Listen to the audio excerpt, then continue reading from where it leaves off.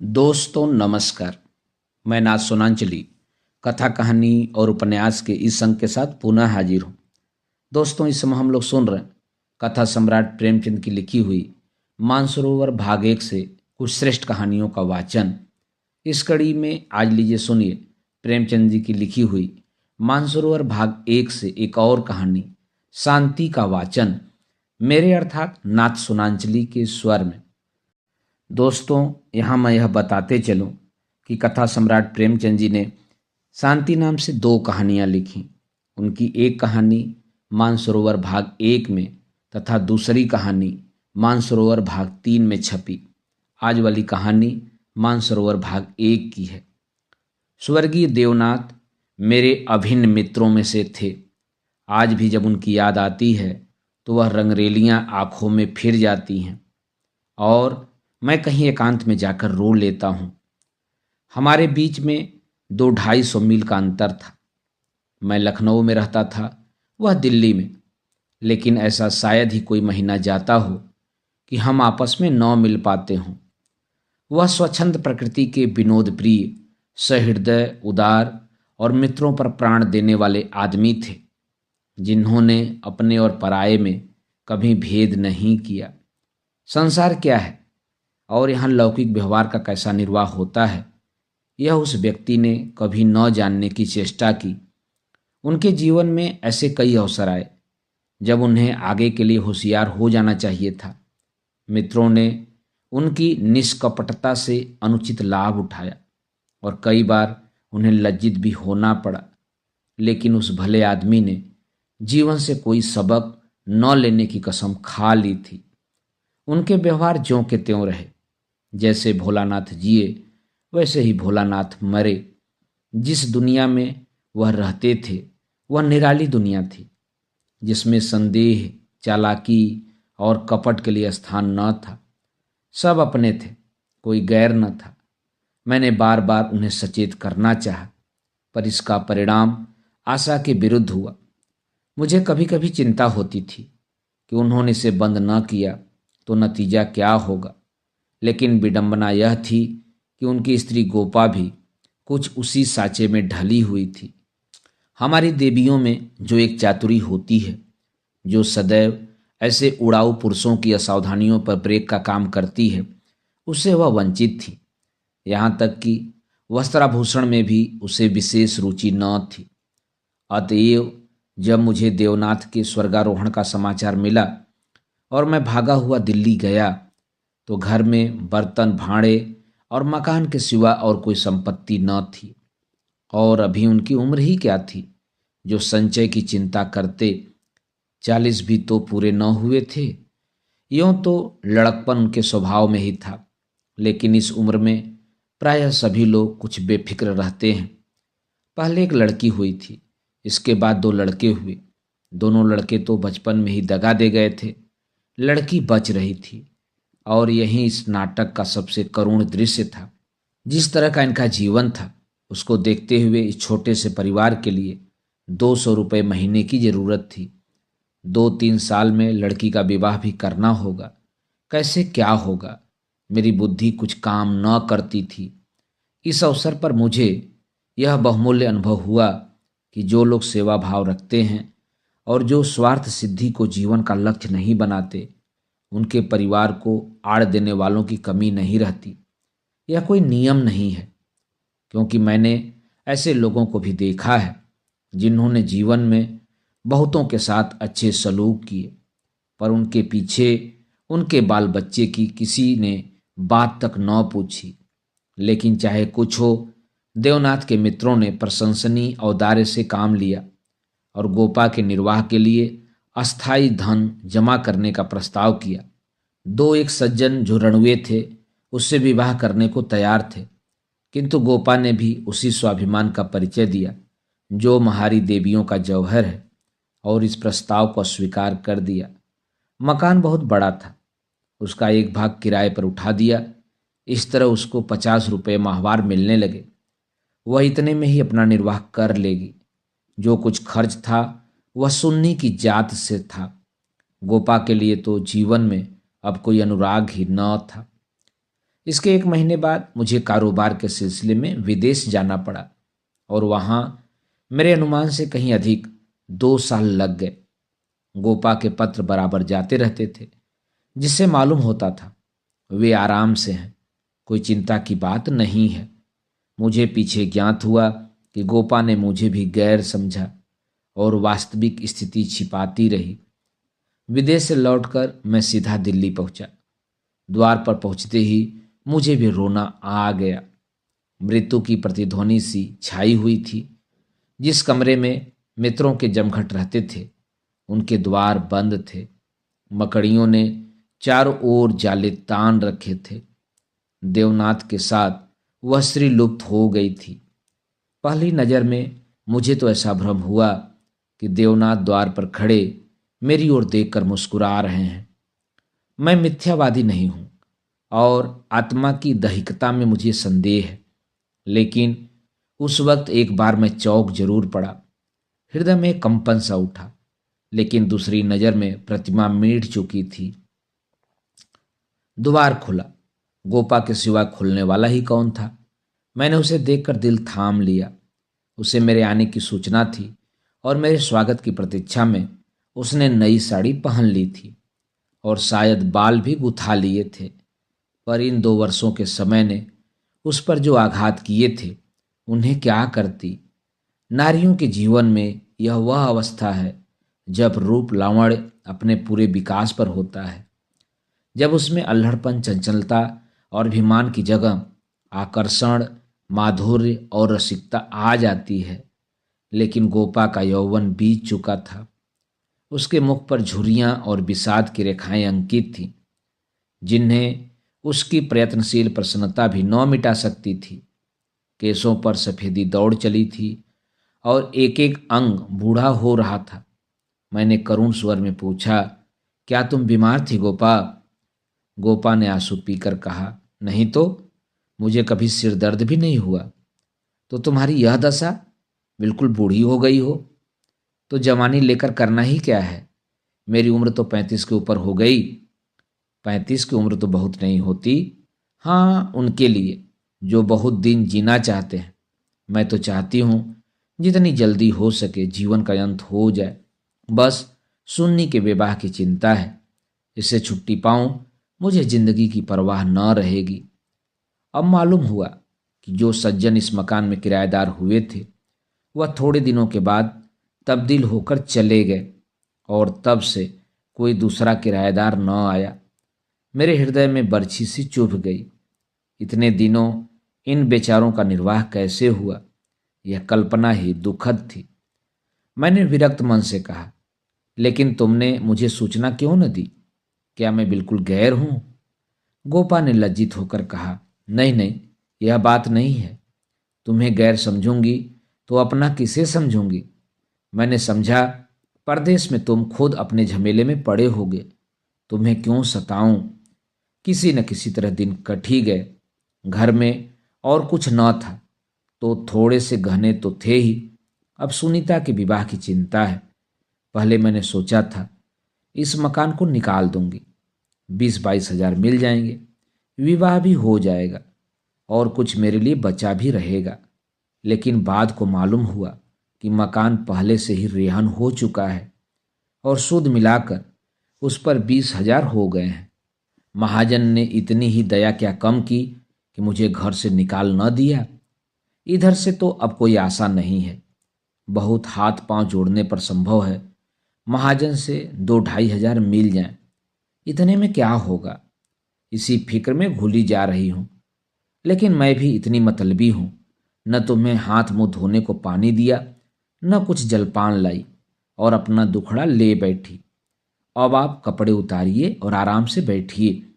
कुछ खाने को लाऊं, खा लीजिए, तब बातें हों। घर पर तो सब कुशल है? मैंने कहा, मैं तो सीधे बंबई से यहाँ आ रहा हूँ, घर कहाँ गया? गोपा ने मुझे तिरस्कार भरी आंखों से देखा, पर उस तिरस्कार की आड़ में घनिष्ठ आत्मीयता बैठी झांक रही थी। मुझे ऐसा जान पड़ा उसके मुख की झुर्रियां मीट गई हैं। पीछे मुख पर हल्की सी लाली दौड़ गई। उसने कहा, इसका फल यह होगा कि तुम्हारी देवी जी तुम्हें कभी यहाँ आने न देंगी। मैं किसी का गुलाम नहीं हूँ। किसी को गुलाम बनाने के लिए पहले खुद भी उसका गुलाम बनना पड़ता है। शीतकाल की संध्या देखते ही दीपक जलाने लगी। सुन्नी लालटेन लेकर कमरे में आई। 2 साल पहले की अबोध और कृष तनु बालिका रूपवती युवती हो गई थी, जिसकी हर एक चितवन, हर एक बात उसकी गौरवशील प्रकृति का पता दे रही थी। जिसे मैं गोद में उठाकर प्यार करता था, उसकी तरफ आज आंखें न उठा सका, और वह जो मेरे गले से लिपट कर प्रसन्न होती थी, आज मेरे सामने खड़ी भी न रह सकी। जैसे मुझसे वह वस्तु छिपाना चाहती है, और जैसे मैं उस वस्तु को छिपाने का अवसर दे रहा हूं। मैंने पूछा, अब तुम किस दर्जे में पहुंची सुन्नी? उसने सिर झुकाए हुए जवाब दिया, 10वें में हूं। घर का भी कुछ कामकाज करती हो? अम्मा जब करने भी दें। गोपा बोली, मैं नहीं करने देती, या खुद किसी काम के नगीच नहीं जाती। सुन्नी मुंह फेर कर हंसती हुई चली गई। माँ की दुलारी लड़की थी। जिस दिन वह गृहस्थी का काम करती, उस दिन शायद गोपा रो रो कर आंखें फोड़ लेती। वह खुद लड़की को कोई काम न करने देती थी, मगर सबसे शिकायत करती थी कि वह कोई काम नहीं करती। यह शिकायत भी उसके प्यार का ही एक करिश्मा था। हमारी मर्यादा हमारे बाद भी जीवित रहती है। मैं तो भोजन करके लेटा तो गोपा ने फिर सुन्नी के विवाह की तैयारियों की चर्चा छेड़ दी। इसके सिवा उसके पास और बात ही क्या थी। लड़के तो बहुत मिलते हैं, लेकिन कुछ हैसियत भी तो हो। लड़की को यह सोचने का अवसर क्यों मिले कि दादा होते तो शायद मेरे लिए इससे अच्छा वर ढूंढते। फिर गोपा ने डरते डरते लाला मदारी लाल के लड़के का जिक्र किया। मैंने चकित होकर उसकी तरफ देखा। मदारी लाल पहले इंजीनियर थे, अब पेंशन पाते हैं। लाखों रुपए जमा कर लिए थे, पर अब तक उनके लोभ की भूख न बुझी थी। गोपा ने घर भी वह छांटा जहां उसकी रसाई कठिन थी। मैंने आपत्ति की, मदारी लाल तो बड़ा दुर्जन मनुष्य है। गोपा ने दांतों तले जीभ दबाकर कहा, अरे नहीं भैया, तुमने उन्हें पहचाना न होगा। मेरे ऊपर बड़े दयालु हैं। कभी कभी आकर कुशल समाचार पूछ जाते हैं। लड़का ऐसा होनहार है कि मैं तुमसे क्या कहूँ। फिर उनके यहाँ कमी किस बात की है? यह ठीक है कि पहले वह खूब रिश्वत लेते थे, लेकिन यहाँ धर्मात्मा कौन है? कौन अवसर पाकर छोड़ देता है? मदारी लाल ने तो यहाँ तक कह दिया कि वह मुझसे दहेज नहीं चाहते, केवल कन्या चाहते हैं। सुन्नी उनके मन में बैठ गई है। मुझे गोपा की सरलता पर दया आई, लेकिन मैंने सोचा, क्यों इसके मन में किसी के प्रति अविश्वास उत्पन्न करूं? संभव है मदारी लाल वह न रहे हों। चित्त की भावनाएं बदलती भी रहती हैं। मैंने अर्ध सहमत होकर कहा, मगर यह तो सोचो, उनमें और तुम में कितना अंतर है। शायद अपना सर्वस्व अर्पण करके भी उसका मुंह नीचा न कर सको। लेकिन गोपा के मन में बात जम गई थी। सुन्नी को वैसे घर में चाहती थी जहां वह रानी बनकर रहे। दूसरे दिन प्रातःकाल मैं मदारी लाल के पास गया, और उनसे मेरी जो बातचीत हुई उसने मुझे मुग्ध कर दिया। किसी समय वह लोभी रहे होंगे। इस समय तो मैंने उन्हें बहुत ही सहृदय, उदार और विनयशील पाया। बोले, भाई साहब, मैं देवनाथ जी से परिचित हूँ। आदमियों में रत्न थे। उनकी लड़की मेरे घर आए, यह मेरा सौभाग्य है। आप उनकी माँ से कह दें, मदारी लाल उनसे किसी चीज की इच्छा नहीं रखता। ईश्वर का दिया हुआ मेरे घर में सब कुछ है। मैं उन्हें जेरबार नहीं करना चाहता। ये 4 महीने गोपा ने विवाह की तैयारियों में काटे। मैं महीने में एक बार अवश्य उनसे मिलने आता था, पर हर बार खिन्न होकर लौटता।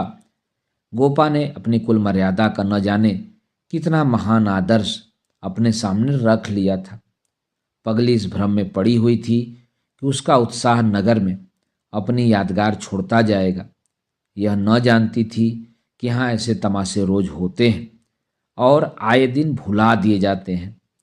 शायद वह संसार से यह श्रेय लेना चाहती थी कि इस गई बीती दशा में भी लूटा हुआ हाथी 9 लाख का है, पग पग पर उसे देवनाथ की याद आती।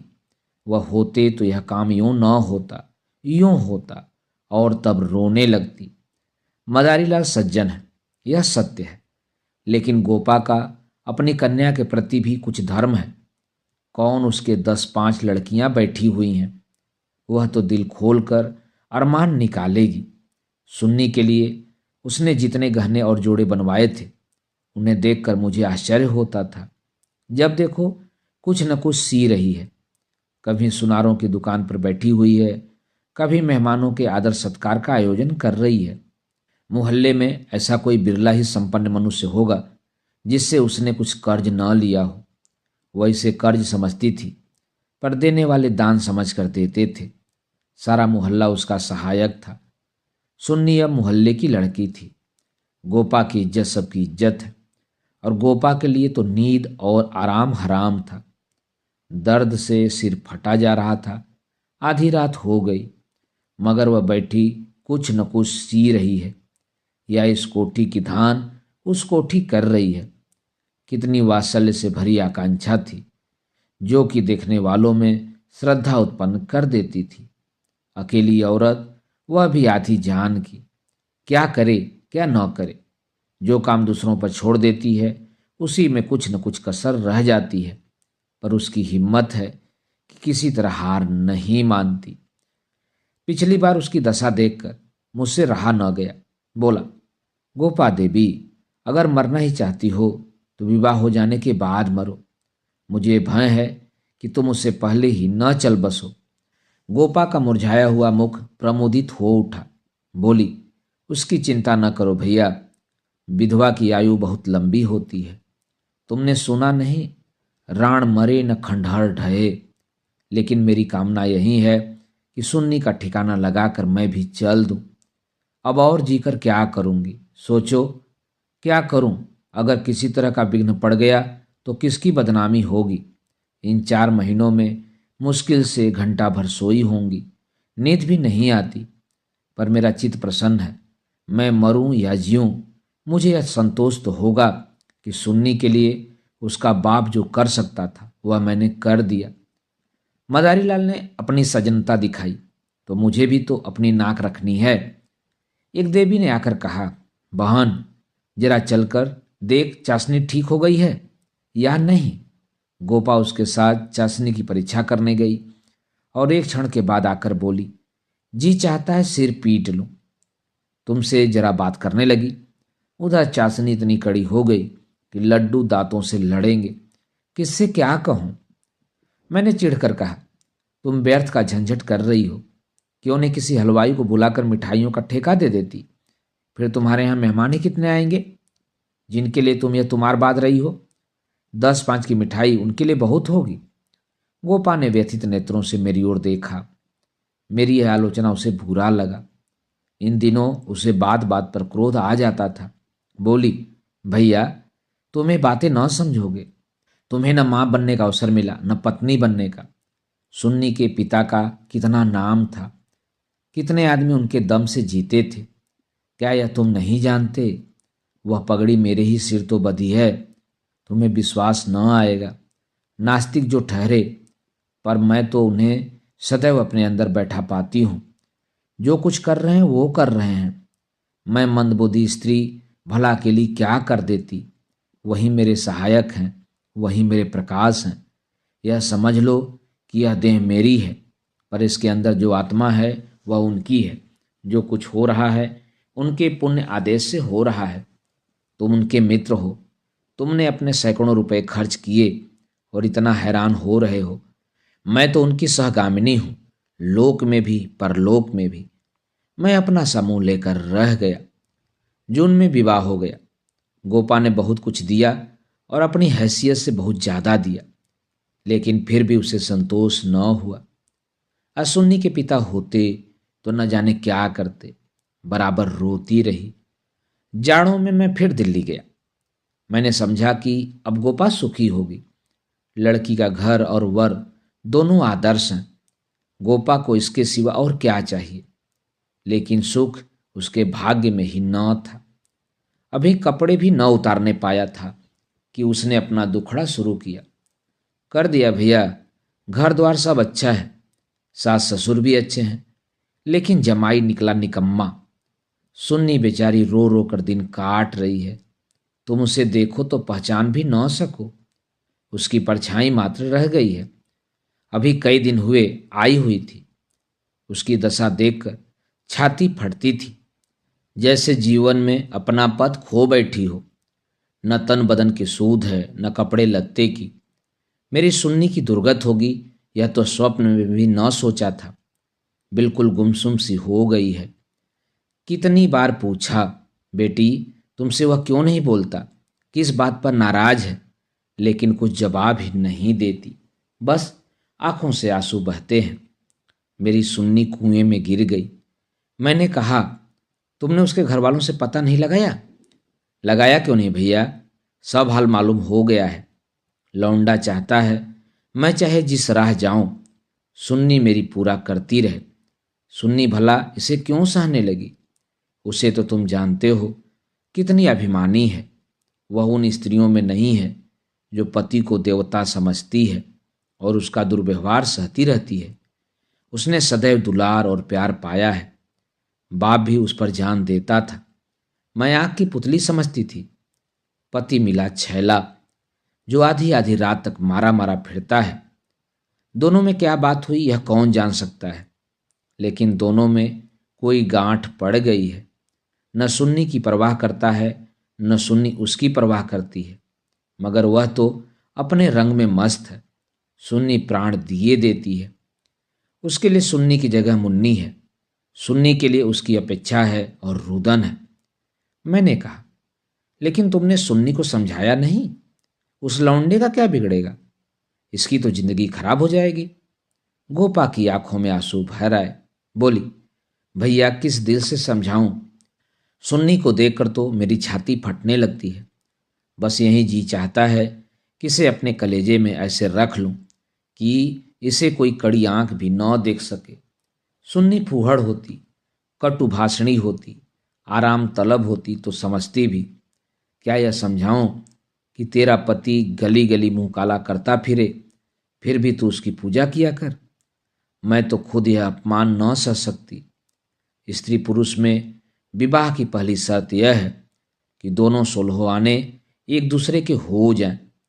ऐसे पुरुष तो कम हैं जो स्त्री को जौ भर विचलित होते देखकर शांत रह सकें, पर ऐसी स्त्रियां बहुत हैं जो पति को स्वच्छंद समझती हैं।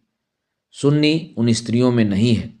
वह अगर आत्मसमर्पण करती है तो आत्मसमर्पण चाहती भी है, और यदि पति में यह बात न हुई तो वह उससे कोई संपर्क न रखेगी, चाहे उसका सारा जीवन रोते कट जाए। यह कहकर गोपा भीतर गई और एक सिंगारदान लाकर उसके अंदर के आभूषण दिखाती हुई बोली, सुन्नी इसे अब की यहीं छोड़ गई, इसलिए आई थी। ये वो गहने हैं जो मैंने न जाने कितना कष्ट सहकर बनवाए थे। इसके पीछे महीनों मारी मारी फिरी थी, या यूं कहिए ये भीख मांग कर जमा किए थे। सुन्नी अब इसकी ओर आंख उठाकर भी नहीं देखती। पहने तो किसके लिए, सिंगार करे तो किस पर? 5 संदूक कपड़ों के दिए थे। कपड़े सीते सीते मेरी आंखें फूट गईं। यह सब कपड़े उठाती लाई। इन चीज़ों से उसे घृणा हो गई है।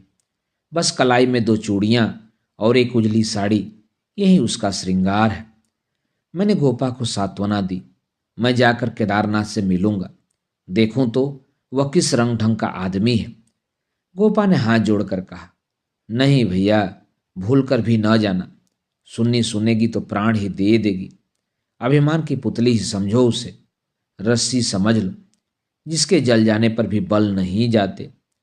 जिन पैरों से उसे ठुकरा दिया है उन्हें वह कभी न सहलाएगी। उसे अपना बनाकर कोई चाहे तो लौंडी बना ले, लेकिन शासन तो उसने मेरा न सहा, दूसरों का क्या सहेगी। मैंने गोपा से उस वक्त कुछ तो न कहा, लेकिन अवसर पाते ही लाला मदारी लाल से मिला। मैं रहस्य का पता लगाना चाहता था। संयोग से पिता और पुत्र दोनों ही एक जगह पर मिल गए। मुझे देखते ही केदार ने इस तरह झुककर मेरे चरण छुए कि मैं उसकी शालीनता पर मुग्ध हो गया। तुरंत भीतर गया और चाय, मुरब्बा और मिठाइयाँ लाया।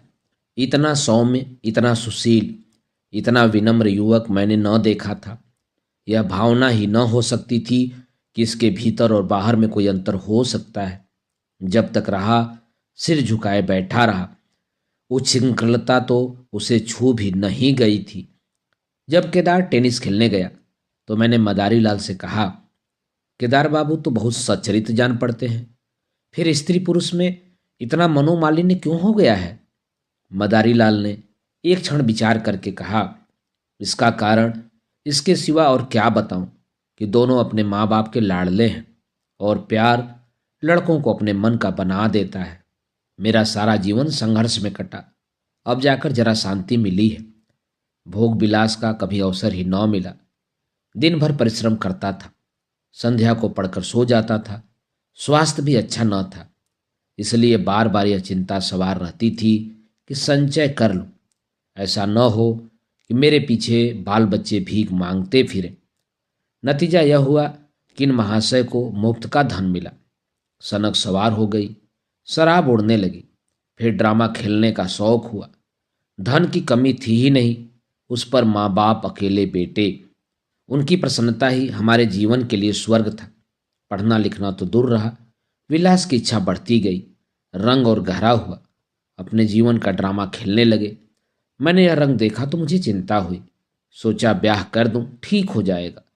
गोपा देवी का पैगाम आया तो मैंने तुरंत स्वीकार कर लिया।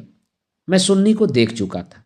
सोचा ऐसा रूपवती स्त्री पाकर इसका मन स्थिर हो जाएगा, पर वह भी लाड़ली लड़की निकली, हठीली, अबोध, आदर्शवादिनी।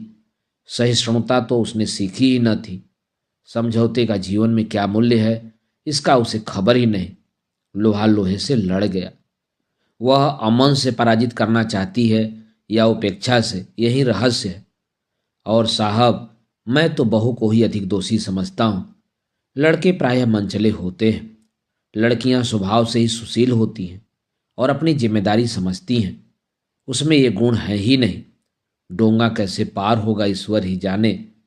सहसा सुन्नी अंदर से आ गई, बिल्कुल अपने चित्र की रेखा सी, मानो मनोहर संगीत की प्रतिध्वनि हो। कुंदन तप कर भस्म हो गया था। मिटी हुई आशाओं का इससे अच्छा चित्र नहीं हो सकता। उलाहना देती हुई बोली, आप जाने कब से बैठे हुए हैं, मुझे खबर तक नहीं, और शायद आप बाहर ही बाहर चले भी जाते। मैंने आंसुओं के वेग को रोकते हुए कहा, नहीं सुन्नी, यह कैसे हो सकता था? तुम्हारे पास आ ही रहा था कि तुम स्वयं आ गई। मदारीलाल कमरे के बाहर अपनी कार की सफाई करने लगे।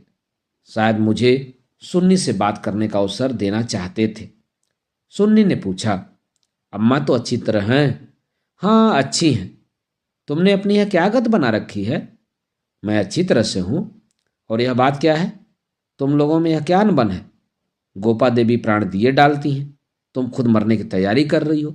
कुछ तो विचार से काम लो। सुन्नी के माथे पर बल पड़ गए। आपने नहा के अभिषेक छेड़ दिया चाचा जी। मैंने तो यह सोचकर अपने मन को समझा लिया कि मैं अभागिन हूं, बस उसका निवारण मेरे बूते के बाहर है। मैं उस जीवन से मृत्यु को कहीं अधिक अच्छा समझती हूं जहां अपनी कदर न हो। मैं व्रत के बदले में व्रत चाहती हूं। जीवन का कोई दूसरा रूप मेरी समझ में नहीं आता। इस विषय में किसी तरह का समझौता करना मेरे लिए असंभव है। नतीजे की मैं परवाह नहीं करती। लेकिन नहीं चाचा जी, इस विषय में अब कुछ न कहिए, नहीं तो मैं चली जाऊंगी। आखिर सोचो तो, मैं सब कुछ सोच चुकी हूं और तय कर चुकी। पशु को मनुष्य बनाना मेरी शक्ति से बाहर है।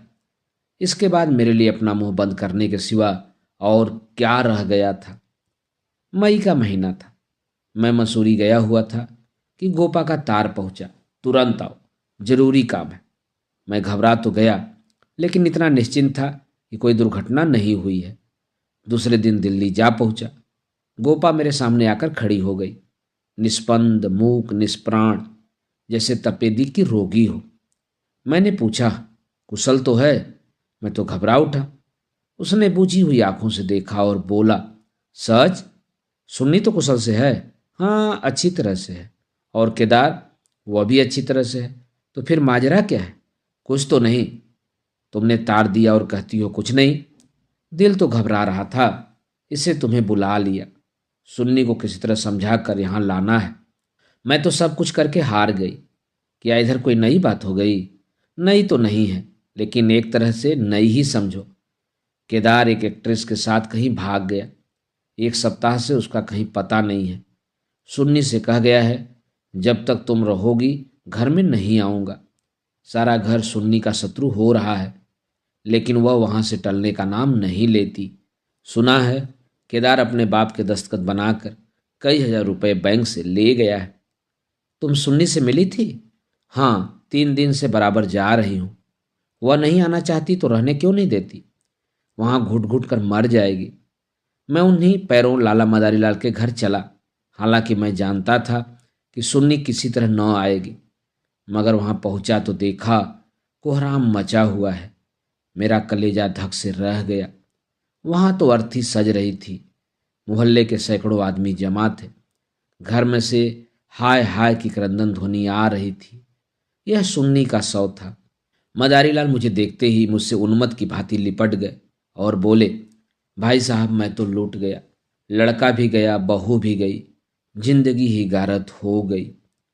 मालूम हुआ कि जब से केदार गायब हो गया था, सुन्नी और भी ज्यादा उदास रहने लगी थी। उसने उसी दिन अपनी चूड़ियां तोड़ डाली थी और मांग का सिंदूर पोंछ डाला था। सास ने जब आपत्ति की तो उनको अपशब्द कहे। मदारी लाल ने समझाना चाहा तो उन्हें भी जली कटी सुनाई। ऐसा अनुमान होता था उन्माद हो गया है। लोगों ने उससे बोलना छोड़ दिया था। आज प्रातःकाल यमुना स्नान करने गई। अंधेरा था, सारा घर सो रहा था, किसी को नहीं जगाया। जब दिन चढ़ गया और बहू घर में न मिली तो उसकी तलाश होने लगी। दोपहर को पता लगा कि यमुना गई है। लोग उधर भागे, वहां उसकी लाश मिली।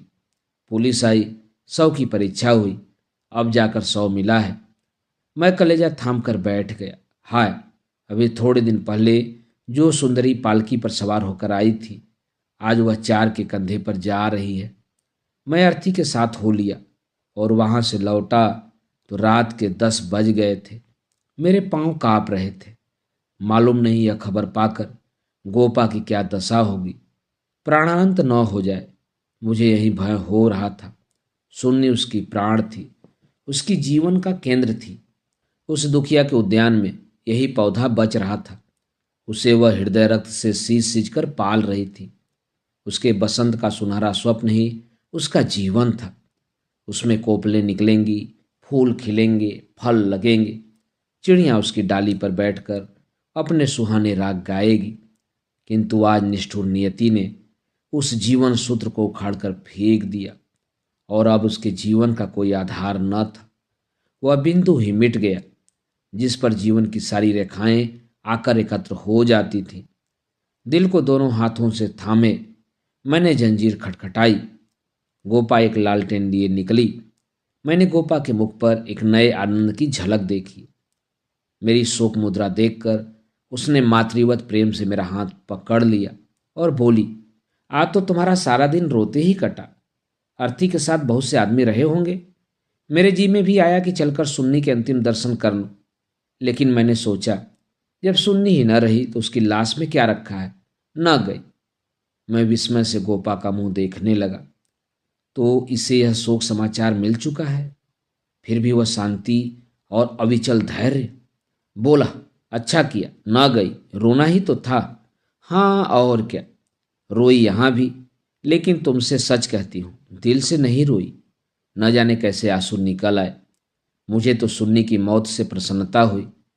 दुखी अपनी मान मर्यादा लिए संसार से विदा हो गई, नहीं तो न जाने क्या क्या दिन देखना पड़ता। इसलिए और भी प्रसन्न हूँ कि उसने अपनी आन निभा दी। स्त्री के जीवन में प्यार न मिले तो उसका अंत हो जाना ही अच्छा है। तुमने सुन्नी की मुद्रा देखी थी? लोग कहते हैं ऐसा जान पड़ता था मुस्कुरा रही है। मेरी सुन्नी सचमुच देवी थी। भैया, आदमी इसलिए थोड़ी ही जीना चाहता है कि रोता रहे। जब मालूम हो गया कि जीवन में दुख के सिवा कुछ नहीं है तो आदमी जीकर क्या करे, किस लिए जिए? खाने और सोने और मर जाने के लिए? यह मैं नहीं कहना चाहती कि मुझे सुन्नी की याद न आएगी और मैं उसे याद करके रोऊंगी, नहीं। लेकिन वह शोक के आंसू न होंगे। बहादुर बेटे की माँ उसकी वीरगति पर प्रसन्न होती है। सुन्नी की मौत में क्या कुछ कम गौरव है? मैं आंसू बहाकर उस गौरव का अनादर कैसे करूं? वह जानती है, और चाहे सारा संसार उसकी निंदा करे, उसकी माता सराहना ही करेगी। उसकी आत्मा से आनंद भी छीन लूं, लेकिन अब रात ज्यादा हो गई है। ऊपर जाकर सो रहो। मैंने तुम्हारी चारपाई बिछा दी है, मगर देखो, अकेले पड़े पड़े रोना नहीं। सुन्नी ने वही किया जो उसे करना चाहिए था। उसके पिता होते तो आज सुन्नी की प्रतिमा बनाकर पूजते। मैं ऊपर जाकर लेटा तो मेरे दिल का बोझ बहुत हल्का हो गया था, किंतु रह रहकर यह संदेह हो जाता था कि गोपा की अशांति उसकी अपार व्यथा का ही रूप तो नहीं है। दोस्तों, अभी आप सुन रहे थे प्रेमचंद की लिखी हुई मानसरोवर भाग 1 से एक कहानी शांति का वाचन, मेरे अर्थात नाथ सोनांचली के स्वर में। दोस्तों, इस समय मैं मानसरोवर भाग 1 की कहानियों का वाचन कर रहा था। मानसरोवर भाग 1 में कुल 27 कहानियाँ थीं, तो मैंने सभी 27 कहानियों का वाचन कर लिया है। अगले कड़ी में मैं R.K. नारायण का लिखा हुआ उपन्यास गाइड का वाचन करूँगा। तो सुनने के लिए आप मेरे साथ जुड़े रहें। धन्यवाद। नमस्कार।